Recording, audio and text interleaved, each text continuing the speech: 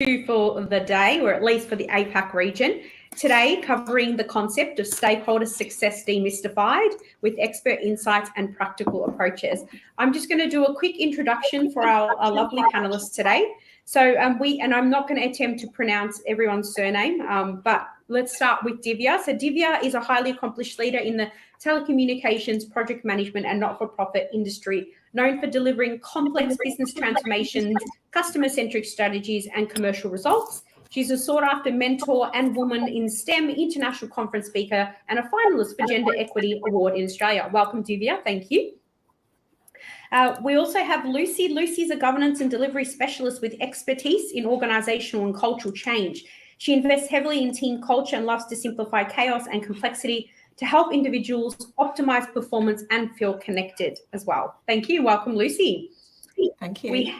We have Amanda, an experienced senior executive. Amanda brings over 20 years of professional experience in the public and private sector, where she has successfully delivered large technology transformation in a range of sectors. Amanda's notable experience provides the basis by which she drives efficiencies and increases productivity in businesses. Welcome, Amanda. And then last but definitely not least, Craig. Craig's an experienced program director with the ability to adapt to any industry through the application of strong discipline practices, leading teams across business, construction and technology. Craig is motivated by having the opportunity to keep things real and achieving sensible outcomes for businesses, as well as being passionate about sustainability and diversity. Welcome, Craig. Thank you all so much for joining us. We're going to have a number of different questions to cover off today, some from our audience, some from me selfishly. When I run these, I get to ask whatever I want for my own benefit, so I'll make sure I do that as well. But I just wanted to start off with very simply, I would love to hear from each of you what stakeholder success means. What does stakeholder success mean to you? So maybe I'll just start with you, Craig. What does stakeholder success mean to you? Yeah, having a happy stakeholder. I think we were just laughing before around, there's such a thing, and projects would be a lot easier without them. But certainly for me, stakeholder success certainly relates to the overall outcomes for the project that is trying to be achieved. Having a happy stakeholder along that journey, and an engaged stakeholder is typically one that is happy for me as well, because it's a two-way street, and having that open comms is certainly very clear for that overall success. Stakeholders, as we all know, are all very wide and varied. It can be from the sponsor of the work, or it could be the impacted parties or ultimate customers as well. So, we'll probably get further into the conversation around the various ways of engaging, etc., as we go through the conversation. But very much having that engaged stakeholder is a successful stakeholder from my point of view. Thank you, Craig. Divya, stakeholder success to you. Thanks, Fatima. Very similar to Craig, and I think Craig already touched on two of the three biggest things that I look for. Having the right stakeholders at the right time is probably something I'll add to it. Not just in terms of identifying the right stakeholders for the entire project, but also right stakeholders for the right activities, which I feel is sometimes quite missed, and I can touch on it as we move forward.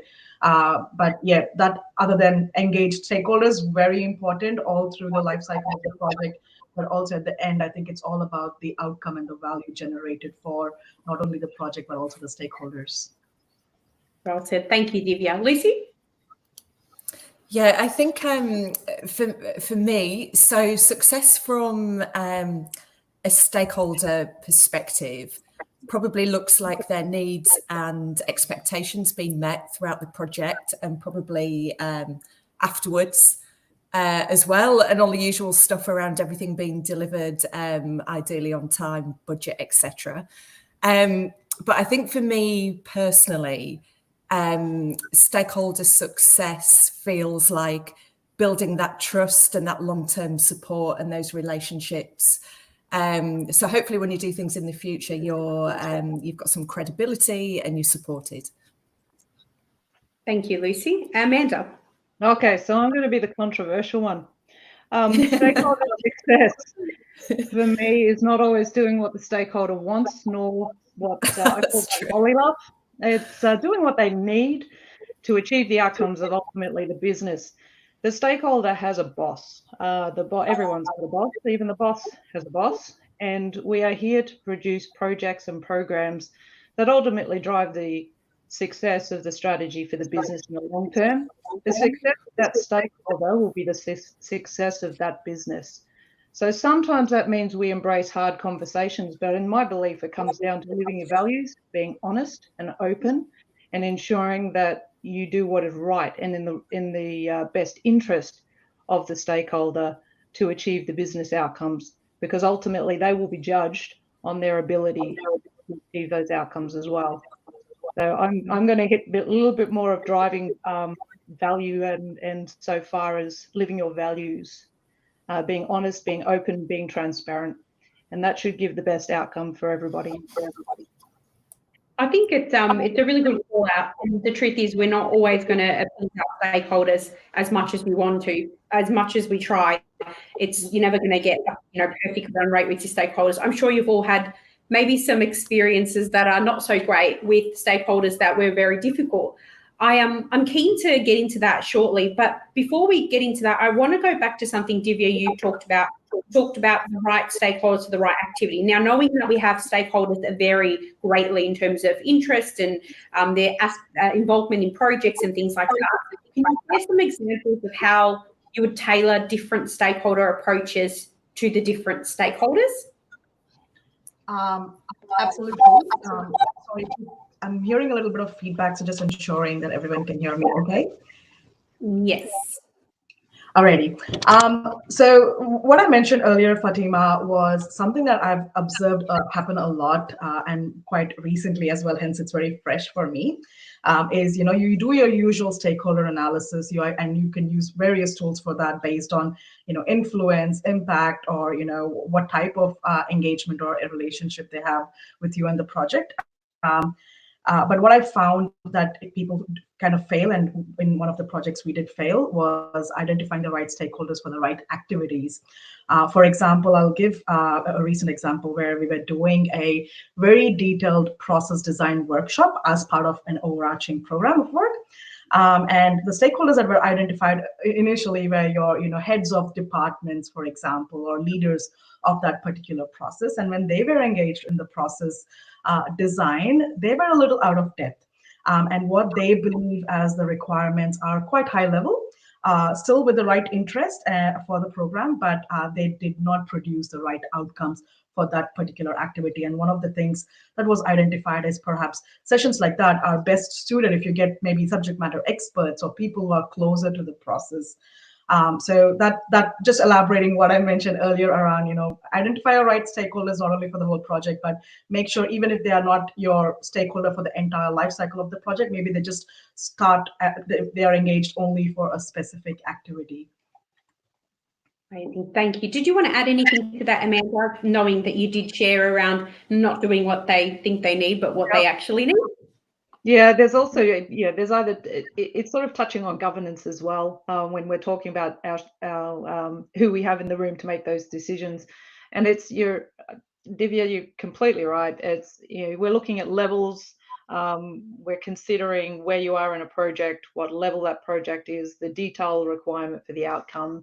That matrix has to be solid to identify the people you need in the room. Too many, I mean, you never want me in a room. I'm a distraction. I'll sit there and drive everybody off on some crazy tangent if you want a detailed outcome.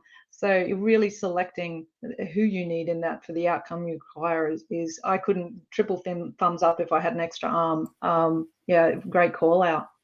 Fantastic call out. Thanks, Amanda. Craig, I'm interested to get your thoughts on, there was a funny meme going around the other day, and it was, about how everybody wants to be in the room. We've just come off some programs recently, and every single person needs to know what's going on in the project, and it's just not possible to get 50, 60, 70 people abreast of everything going on at all times, but they want to know. So how do you kind of help stakeholders understand when they do need to be involved versus when they don't? Like, is there any strategies you can share in your experience in that space? Yeah, it's an interesting one, and everyone has an opinion on all sorts of things. Every stakeholder has has their opinions and wants their opinions heard. I'm sure Amanda's probably sort of touched on some of that before, but the good thing is everyone's entitled to my opinion as well. So that's a saying I live by also. But very much it's. And both Divya and Amanda have touched on it around the right stakeholders, right time in there. And it all comes down to races as well, understanding your whole stakeholder analysis, understanding which ones need to be informed, consulted. Everyone will want to have a say clearly in there. But hopefully if the various comms plans and everything have been established up front with the various stakeholders. Not always the case, but sometimes it's... we have a lot of these nice to haves and we don't have the resources to have everything polished neatly. But certainly, the number one for me around project management in general is always comes back to communication. If you can't communicate to your team or your stakeholders, you failed from the very start. So you may not land the comms right. It's that should always have a bit of a feedback loop coming through there as to are the comms going through and landing in there. Messaging's a two-way conversation as well. But that's probably where I'd start. But there's probably no one ultimate goal. There's many different formats and tools and techniques for various comms, newsletters, and all sorts of things you can get out there. But that's probably where I'd start for Team It. Thanks, Craig. When we start this conversation thing happening, I've got this idea, Craig. We're going to chat offline because I think you might like it. Where we should empower people to lean in. We've got to empower our stakeholders to actually lean into our program. It's not all about project managers having to produce 500 reports to different cadences on different governance structures. So I'm actually a little bit anti racy, because usually you write the race and you stick it and you never get it out of the drawer again. I do like tools such as Power BI that you can place over the top, drill down effects, and you can hand these tools. You can hand them over to allow people to sit there and look about, but lean in, using something to allow our stakeholder to actually lean in and be proactive at being involved in the program and not so much sit back, probably. I absolutely agree, Amanda, on the lean in, and that's critical for any success. But I'm not so much a fan on all the tools. They sometimes lead themselves into different interpretations in there. But tooling is great. I agree with you there. Speaking of tools, so I know Lucy and I have done some recent projects together, and I think we spend a considerable amount of time on races. And I think races, are there to sometimes provide accountability, but sometimes a bit of control. I'm keen to go back to Lucy, something you mentioned around trust. So rather than trying to drive control, how do we facilitate, or how does the PMO facilitate trust between stakeholders, from the get-go? Yeah, I think there's some really good points there, and I do really support that assertion that I don't know, we take on this responsibility to kind of spoon feed in terms of communication, and it's very interesting because I've never actually thought about that before. I think I probably sit in the camp where somebody isn't communicated to, and then like a stakeholder kind of comes out of the woodwork later on, and you can kind of feel some responsibility for that. It is a two-way channel, so I shall reflect on that. That's really interesting. I think in terms of kind of tools, I think that was a question for Tima, was it, around the kind of tooling? Basically, the tools are a means to an end, but building trust, like how do we build trust? Building trust, that's it, building trust. So I think that one way to build trust that I think really works is being proactive. So when kind of feedback comes in and questions and kind of concerns, really getting on top of that quickly and not letting things fester, and kind of small issues becoming significant challenges. I also think that investing in your network, like particularly where you've got highly like influential stakeholders, it's kind of worth really involving them in the decision making for the project, because I think it can lead to better engagement. So if there's appropriate decision making forums for influential stakeholders to be brought into, I think that's a really good way of kind of, not just, again, here's the comms, here's the update. Like, get involved in what we're doing in the direction of the project if you really invested in the outcomes. I think the other way to build trust is over time and with action. So making sure that there isn't too much kind of message management in the information that we send out. So there's real kind of transparency. So the same people are getting the same message. It doesn't get too politicized. Thanks, Lucy. Yes, go ahead, Divya. I think you were going to say something to add to that. Yes, just a couple more points. I really like what Lucy said. But a couple more things that I found in my experience that really work in building trust is ensuring that there is time and space allocated for stakeholders to know each other, understand each other. I know when we are in a very time crunched and most projects are really swamped for time, that's one of the things that we miss. Don't underestimate the social element to stakeholder management and really getting to understand styles of working, personalities, and allowing space for that. The other one that I really find that works well for me is delivering quick wins early and delivering some value early to stakeholders so that you can win their trust. And it can be something as small as taking their input and implementing it or ensuring that they're heard. What this does is it builds a little bit of accountability and that there's a follow through, this commitment, and goes a long way in building trust. Thank you, Divya. Amanda? I'm going to double down on what Divya said, but I'm going to say it a different way. It's culture, yes. Which is, I think, a quick way of articulating it. I agree completely. Again, no blame culture, because it opens up freedom of conversation and perspective. The other one is deep honesty. Just be raw. If something's not right, otherwise everyone will get a watermelon project in a heartbeat. They'll cover up the red with a nice outward layer of green. And that's just going to cause delay and friction. It's just going to go down a very sad path. So I just add those two as well, and that brutal honesty in some cases, and make sure your culture is correct. Thank you, Amanda. Craig, did you want to add anything on the trust conversation? No, I completely support that, absolutely, and the authenticity in there and building that trust and culture. We've probably all worked in organisations where the culture's been great, and you have that sense of success. And as Divya sort of touched on as well, build that engagement up front and earlier. That goes a long way. And we've probably all worked in organisations. I certainly have, where the culture just no good whatsoever. So very, very much had difficulties and stakeholders and combative stakeholders, just nobody aligning or agreeing in there as well. Very difficult. What about the challenges? I mean, I open this to anyone on the floor. So one of the challenges early on, like for example, when I was a junior and connected my career, the challenge that I had was being one of the junior people in the team. I wasn't really sure when it was the right time to speak up for, fear that maybe my question was silly or I was going to look stupid in front of the sponsors, or not really knowing. So the hierarchy sometimes maybe puts people off. So how do you know, like what advice could you give to those that are junior emerging leaders to help them to feel confident to speak up and to speak with stakeholders, regardless of hierarchies in organisations? Does anyone want to take that one?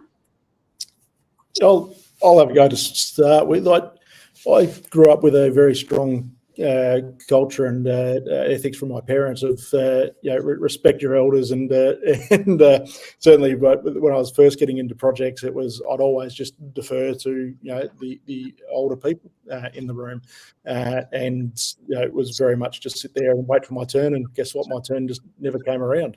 So my encouragement is that everybody has a voice in there, and everyone needs to be heard, and everyone's different, obviously, in their with the introverts, extroverts, all those sorts of things as well. But certainly encourage you to speak up, have your voice, and guess what, you may not always be right, but certainly having those differing opinions in the room and having the mix of people is great as well. So,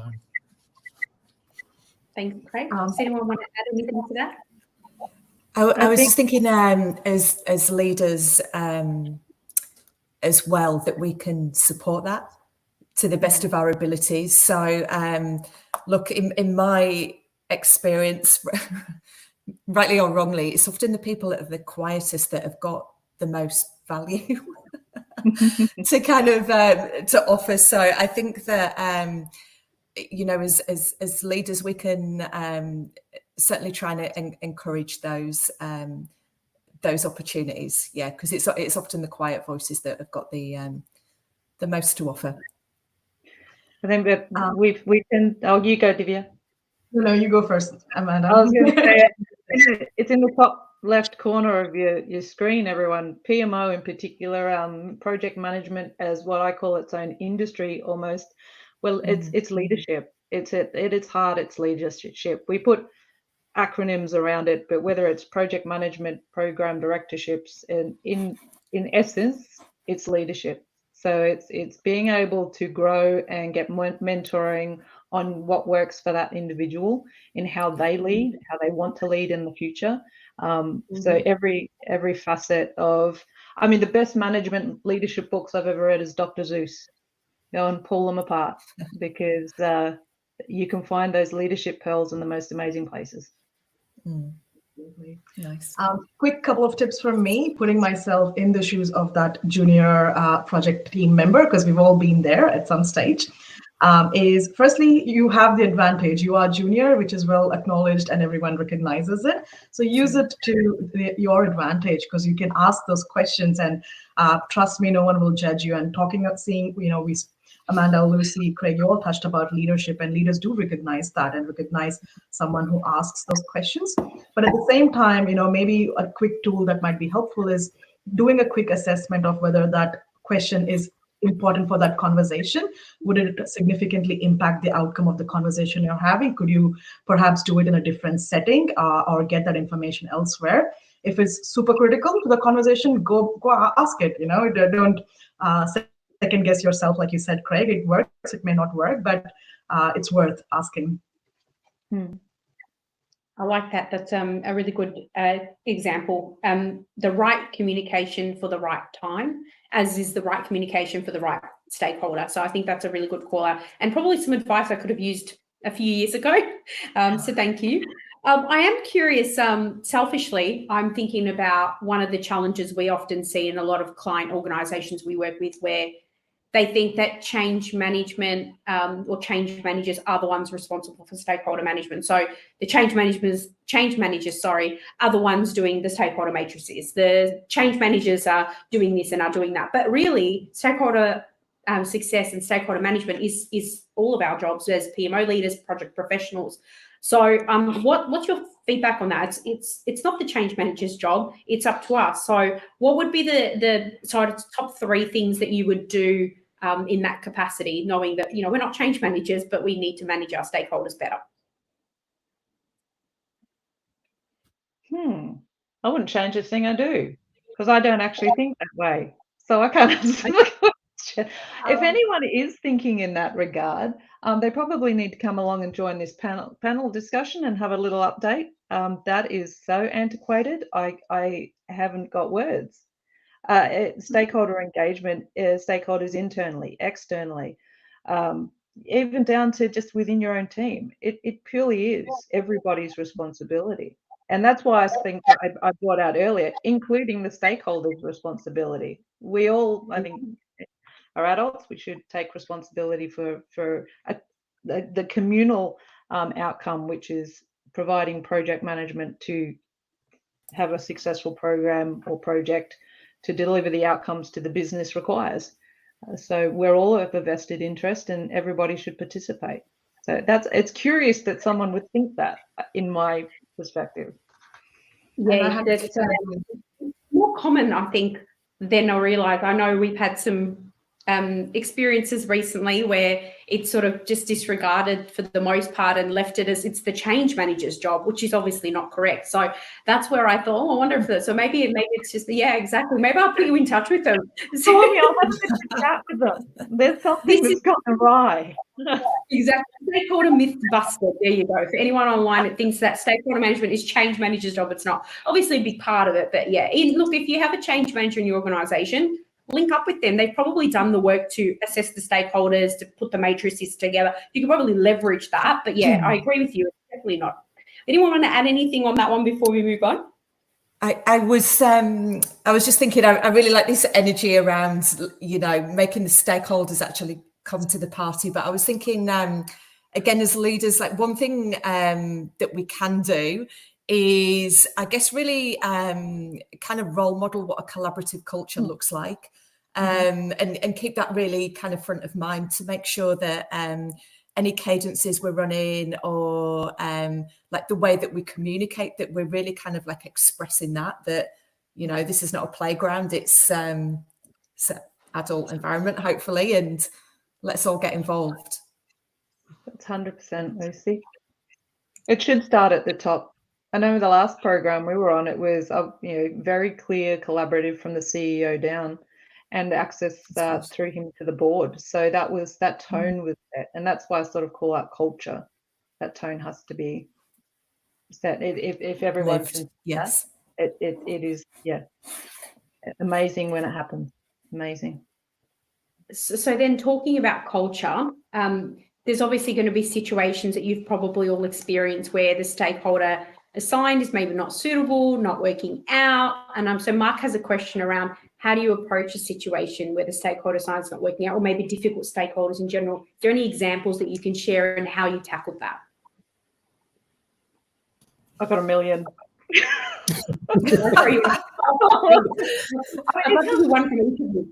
I was going to say, it comes down, sometimes it's just a personality clash, and you actually leverage, you just call it. You say, look, for whatever reason it is, those two individuals can't communicate on the same channel. Like, that's a little off. And so you switch people. I mean, projects aren't so tiny that you don't have backups. You just switch people around and make that communication more comfortable. I literally say it's like dialing in on the same frequency of a radio. You just need to find those people who can very clearly, concisely communicate. And if there's a breakdown in one avenue, you call it, switch it out. It'll make life a lot easier for everybody. Thank you, Amanda. Adding to it. Sorry, Craig. You go, Divya. I strongly believe, and I know it's probably well known and recognized as well, that's why we call project management roles or PMO roles as leadership roles, because there's a fair bit of leadership that needs to be exercised. There's a fair bit of relationship management and interpersonal skills that are required.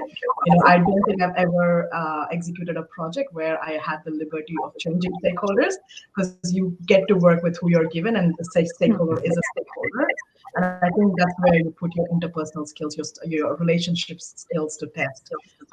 Building relationship, understanding their personalities, whatever tools and mechanisms you use to do that will go a long way, because the more time you invest in understanding those stakeholders and see where they're coming from, that really helps.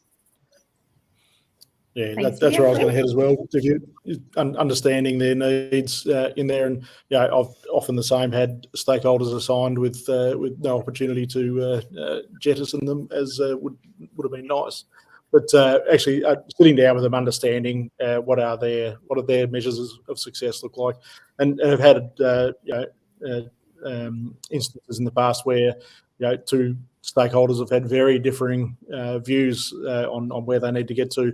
One was going to save capital funding up front, whereas the other might save on OPEX, or it's going to cost them more to operate in a certain way. So, and using those skills, as you said, Divya, to sort of negotiate, and at times you may not have a happy stakeholder on the back of it, but they may concede. But being able to negotiate and actually work through, and for everybody to understand as well. But yeah, sometimes it just comes down to negotiation and using those interpersonal skills. Craig, you may find this. I find a little bit of disruption like that, where there is a difference of opinion, actually grows a greater connectivity. Working, I mean, the best one of steel's forged in fire. You know, you have a bit of tension. You can, if you embrace the tension and you literally drive through that, you actually come out stronger. I agree, Amanda, and I thrive on some of that, to be honest, at times as well. I love it when it comes together. Otherwise, it's a bit boring. But certainly when that comes up, and but being able to get them in a room on a call or the likes there, and tease through that tension, and often I've found out it can be pretty easily worked through. A lot of it's probably deep-rooted history between two individuals potentially as well. And just being inadvertently thrown in the middle of it, but I agree. It's some of that tension can be healthy at times, which is great and brings them together. I find that's enjoyable. The one I find really is you've got to be a bit more subtle with, probably use some different techniques, is when someone's probably put in a role above their, it's a promotional role and they're new and they're a stakeholder and they're a client of some form. Sometimes they are driven out of fear, and fear is not a nice place to come from when you're trying to run a program. So those you can, if you're faced with that, is quiet conversations and leaning in and providing them with alternative external or mentoring or a shoulder to lean on that's outside of any formal sort of process is the quieter way. That if anyone's fronted with that would be a more subtle way. But I think those are more difficult than it is the somewhat combative, I said, geez, I want, that you can sometimes get when people are actually very empowered and very driven towards their KPIs. So there's different difficulties that you can face.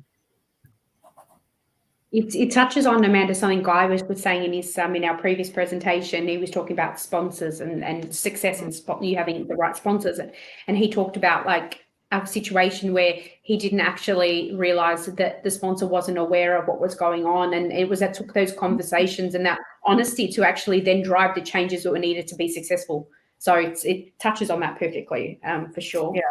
I think the other thing as well, just to add to that, is I'm sure we've all been in environments where, where there's like unresolved conflict. And it starts to become like pervasive and, like infects your environment. So I think the other thing that that might be helpful for anyone listening in is that like a tough conversation doesn't have to be a bad conversation. It can be tough. It can feel really uncomfortable.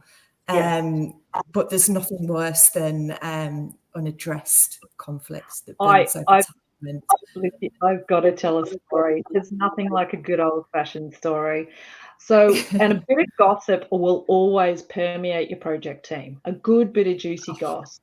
So when we found out that two of our very senior leaders in the organisation were having an affair, it flew. And I kid you not, flew through the place. And we were in FIFO, so we were fly in, fly out. Everyone had nothing else to do but live with each other for months and months and months on end. So that if it in a hard conversation, here's me having to sit down and actually ask my 2 and 3 lineup, who have ultimate control of outside of the project, your career, that could they possibly be more discreet and not turn up to the hotel that we were all staying in, asking for rooms next to each other. Needless to say, we did quieten down the gossip. We actually got into a really good routine, and it was something like, this is how I can speak about it because this bit will give it away. It's about 7 years ago. And all of a sudden the affair actually hit the newspapers a couple of years back. So I felt a little bit like I did the right thing. We got through the project. It was really well received, and we tamed everyone down and we got through. But it's curious, those hard conversations, if we hadn't had them, sorted it out. But that's a jovial, funny way to explain that very personal and difficult conversations come to really good outcomes. Okay. Agreed. I love a good story. Thanks for sharing, Amanda. I won't get the juicy one. I'm sure you've got plenty. I've met you, and you've always got something interesting to share. So thank you. I just want to come back to obviously we're talking about PMO and the leadership. A lot of people on the conference today are in the PMO, but we know that people in the PMO often get to hear lots of juicy gossip, and also are impacted by stakeholder situations that may not be directly related to the PMO, but are outside. And we know PMO plays that conduit role to really help resolve some of these. So, question that's come through from Alan is like, how do people or PMO leaders in help make these issues visible and help to address them? Like, what suggestions would you have if they're not directly related to that? What ideas or suggestions have you got from a PMO perspective that we could do? Any suggestions? Maybe we'll start with you, Lucy, on that one. Or are you like me, Lucy, and trying to work out what's outside the area of responsibility of the PMO? Yeah, so often from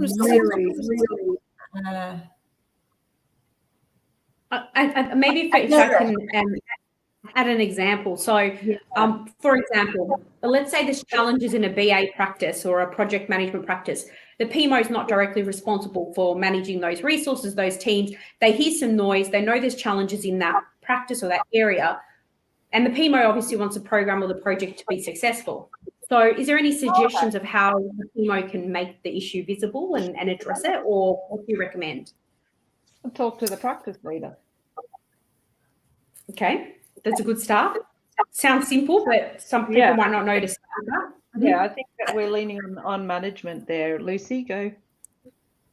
Yeah, I was just thinking that I think for me it feels like similar to I was trying to think of something different, but this feels like really cultural to me again, because it feels quite something's come up that you think is an issue, but it's not directly in your area of responsibility. I think that, you know, in the right culture, anything that's an issue is within your area of responsibility. And so, you know, you would lean into the channels that you've got available to you to ensure that any escalation that's required is done, whether that, and, you know, often that might be like through the kind of traditional chain of command. You might need to get a couple of people together, but I guess the most important thing to me there is if you see a problem and it's negatively impacting the organisation or people that you work with, then it's important to take a personal responsibility for doing something about that and not being passive. Can I just double down, Lucy? You said something awesome there. I saw and usually say we're project people are fixers. We fix problems. We want them raised. And by nature, that's why I always said I embrace red. I've got a red car, got red heels, got red glasses, and I buy with my phone. Like I try to live. See, project people, we love red. Put it out there, and we will fix it. So if there is a problem, you know, I use that lean in. I'm an advocate for escalation only if required on a lot of things that you can actually just go and have conversation with the person. That's required. Coffee, wine where required will fix most things. Yeah. Red wine, of course, Amanda. Yes. Yeah. Getting to people are people. We make things a lot more complicated than they are. I really agree with that.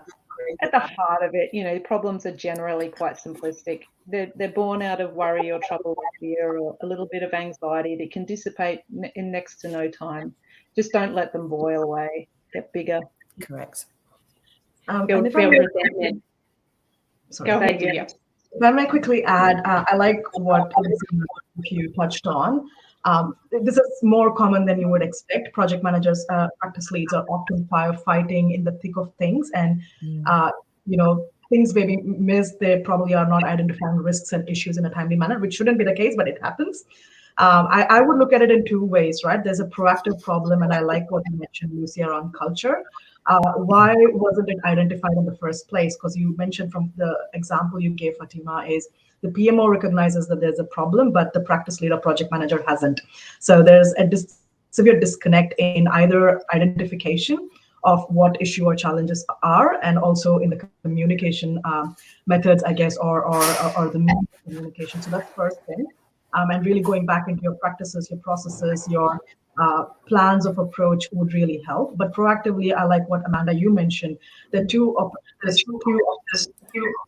something you can empower the project themselves. So you're giving them, not only doing the fishing for them, but giving the fishing rod. So next time something happens like this, they are well empowered to tackle it. But then if, it's critical, then, the escalation channels, and there's so many other ways you can jump in and do the firefighting yourself. Thank you, Divya. It's a good call out. We are nearing the end of our session today, and I would like to leave on a positive note in terms of one top tip that you can recommend that you've used in your career anytime that you think is probably the most awesome idea to manage stakeholders as well. Could be something unique that you've created, something that you're using, anything at all that you could leave our audience with today. I might start with you, Craig. Yeah, the one I always live by is no surprises. So it's there's another sort of saying that I like that goes with that as well, is issues don't get any better with age. And as Divya and Amanda were talking about that last sort of conversation point, it was absolutely get them out there, get them to get them on the table. There's a million ways to treat an issue, obviously, and that equally applies at work and to my kids at home as well. Don't just hide something because something's broken. Call it out, and collectively we can fix things. Anything's possible. Mm-hmm. Thank you, Craig. Amanda? Okay, so anyone who's worked with me will know that it's work hard, play hard, to instill a culture of fun, a bit more fun. Because if you're not enjoying where you are and you're working 10 to 14 hours a day together, you're going to not live long. So you wanted some unique, and I thought I'll go a bit quirky for the answer to this one. I've used games such as Ugly Mug. We literally had the ugliest mug we could find on the weekends and came for coffees on Monday morning, and whoever got the ugliest mug got a free coffee. And boy, there were some shockers out there. Go to St. Vinny's and Rotary clubs. You provide some really awesome stuff. What else we had? Oh, crups. We've had Lolly Week. We even have Music Thursdays. So look, create a culture that you're going to really thoroughly enjoy. These programs can go for two or more years. You'll be working together, getting to know each other quite well. Ensure you can use some tricks to make that fun for everyone. I love that. I wonder if the mug that you chose was red. No, I found Bart Simpson's head was what I got. Sounds nice. I came in with a cat head. I was like, where the heck? He won, by the way. The cat head won. I got to try that with my team. Thanks, Amanda. Lucy? Yeah, I think for me, it's probably like stay connected.